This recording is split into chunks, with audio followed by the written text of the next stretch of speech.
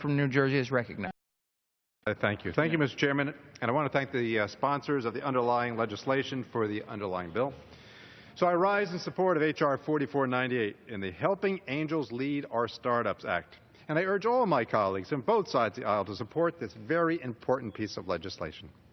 Mr. Speaker, it was 2 weeks ago at the Capital Markets Subcommittee, we held a hearing that examined the positive impact of the 2012 Jobs Act is having on our economy. You see, by reducing burdens on startup companies and modernizing our security laws, the consensus was very clear. The Jobs Act was a big win for entrepreneurs, innovation, and ultimately economic growth and opportunity and job creation in this country. But that doesn't mean that we shouldn't be doing more besides the Jobs Act. And it certainly doesn't mean that the Securities and Exchange Commission, the SEC, has done a perfect job by any means when it comes to implementing the important provisions of the Jobs Act.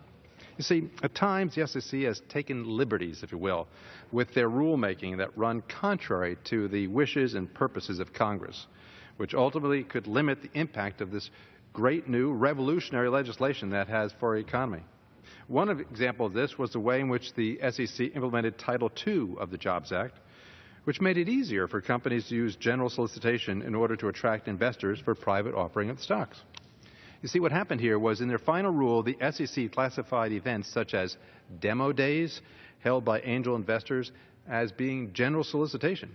This means that angel groups would have to then comply with all the rules and regulations that are designed for issuers who are actually engaged in the offering of securities, which this is not.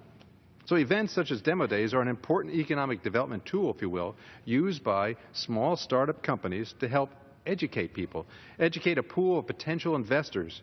They're not security offerings, and they should really, really not be treated as such. Is this important? Well, in 2014, angel investors put some $24 billion to work in over 73,000 startups. So clearly, this is a preferred source of capital throughout the economy. Any kind of regulation that would hamper the ability of angel investors to communicate with startup companies would jeopardize the ability of angel investors to fund the next, the next Apple or Google or startup. So here we are with H.R. 4498. It would make simply a small technical fix to the Jobs Act and would allow such events to continue without that heavy hand of government getting in the way. So I want to thank the sponsors and urge